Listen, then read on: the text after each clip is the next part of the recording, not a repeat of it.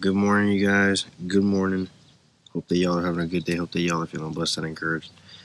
Welcome back to another week of daily devotions. This week, we're going to be talking about the story of a family rivalry. Okay? Family rivalry. Jacob and Esau. Okay? And the question that we think of today is that who are some siblings from movies or TV shows that you found entertaining? I think Malcolm in the Middle, because I always think of my siblings, my brother and my older sisters, and then somewhat of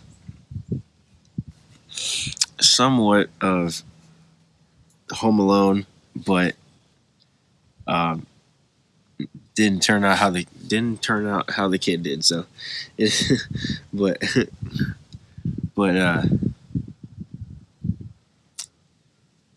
very interesting on how we can have family rivalries, and of course, we're going to be reading through this. This is what we're going to be reading through this week, and of course, we're going to be reading through our Bible Studies for Life Daily Discipleship Guide for adults.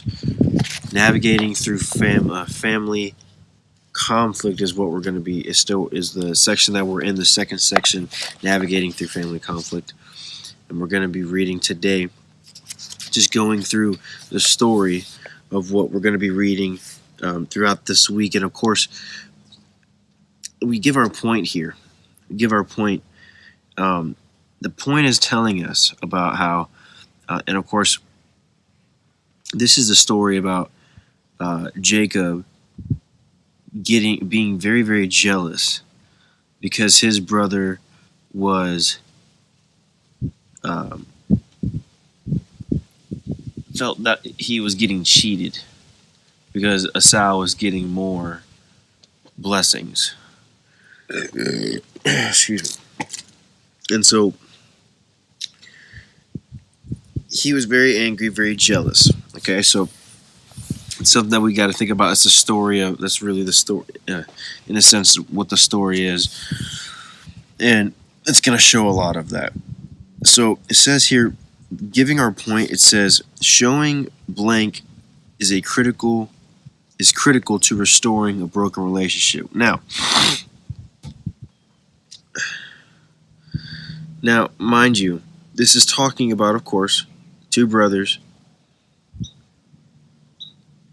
The question would be, would they escalate the feud, or would grief bring them to reconcile? Suspicion was always caused breach, but it was never resolved. And then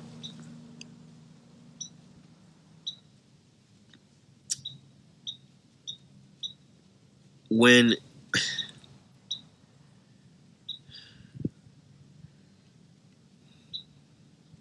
it's very, very interesting. Encounters that be such like that.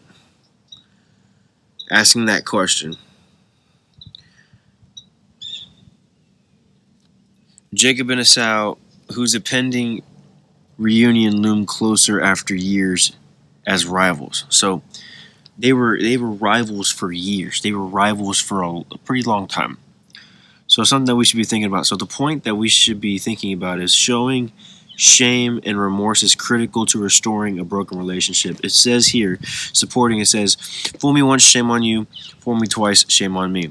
In the story of Jacob and Esau, there was plenty of shame to go around, giving us a lot of evidence in Genesis chapter 27, verse 35 through 37, and verse 41. So it says that we have three pieces of evidence to back this point up. Okay, it says here, rivalry and self-centeredness can blank relationships. Okay, so first and foremost, rivalry First and foremost, your family should never be your rival. If you have family that's your rival, reconcile that with God. Because if you won't forgive them, go to God and see if you can see if you can not forgive him for what he's done for you. I'm just being straight up, seriously. Like seriously, especially with all these kids want to be like New York rappers and want to be dissing dead people and dissing other people and all this that, and then want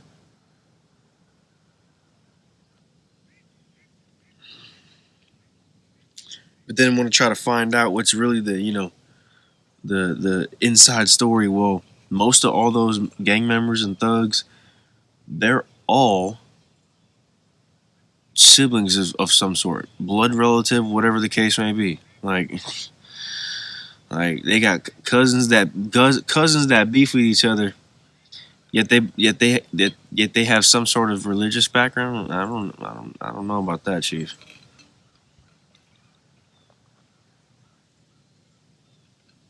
That's just me.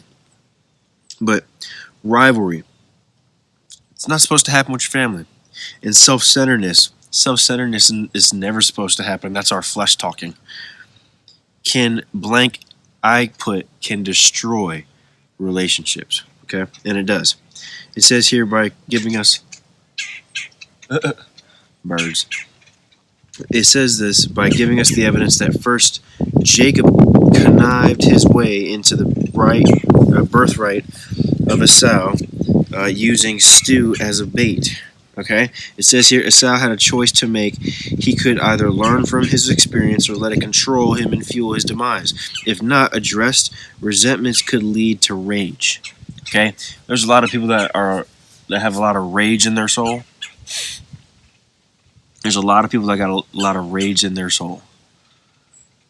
If you want all that to go away, let it all out and let it all go to God. Give it all to God, because he's going to be able to handle all that, because he paid the price. All right. So it says here, and then here's the thing: when people resentment is you're holding something over somebody's head. You can't let something go.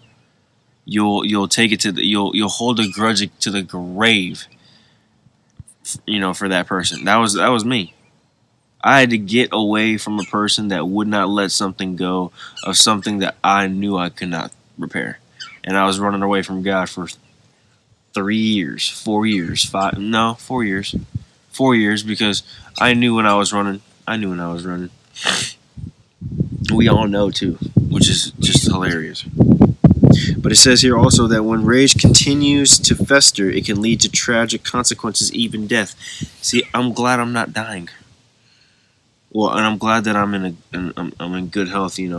Make blessings over people who don't have good health, because life is precious. It is.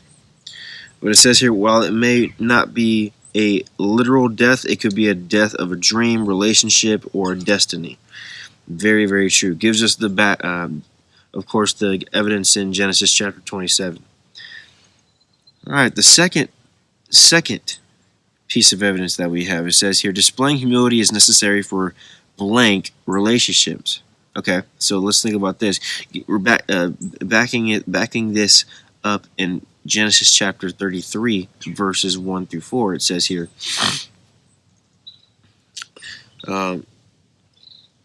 giving us a little bit of a reflection on the story. It says what we read in the story is reflecting it.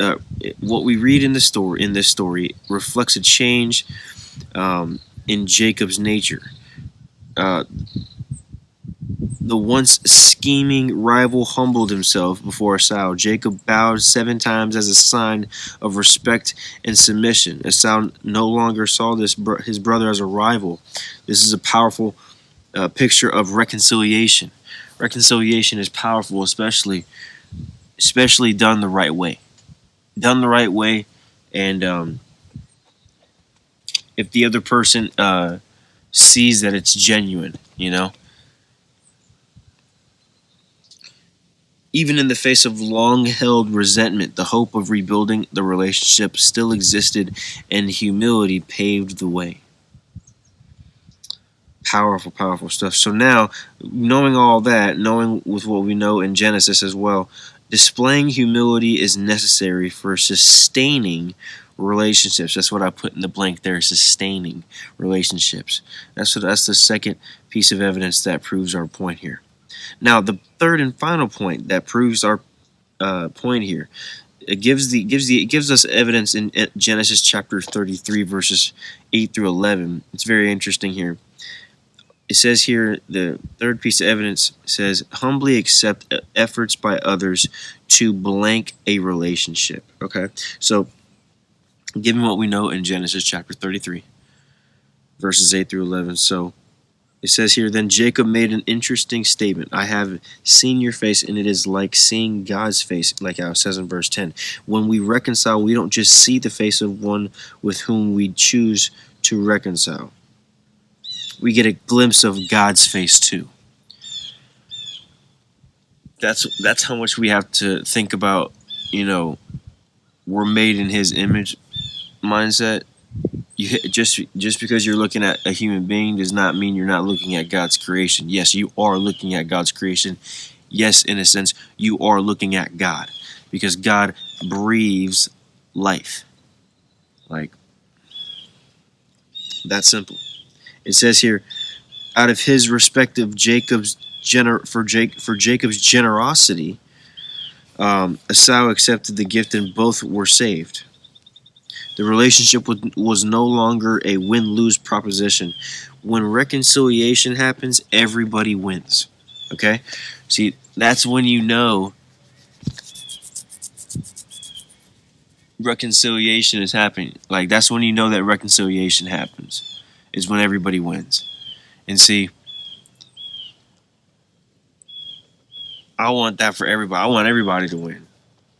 That's like, my mentality is like Andy Frisell. Andy Frisell is like, I want everybody to win just as much as I want to win. And I'm like, yep, that's exactly me.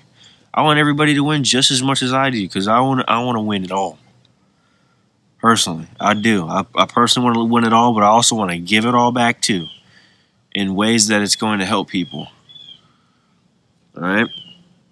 And that's how we all should be, because that's what Jesus did. Jesus helped people. Jesus was a teacher. He was a plethora of things. He's the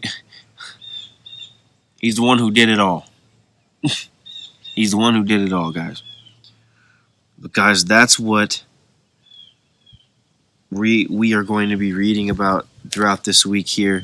And the point that we're going to be keeping in our minds is showing shame and remorse is critical to restoring a broken relationship. Okay, so that's what we have to be thinking about, you guys. I hope that you guys enjoyed today's video. Hope that y'all enjoyed today's content. Also, hope that you guys enjoyed this week's devotion for daily devotion. All right, and also have a great rest of your day. God bless you guys.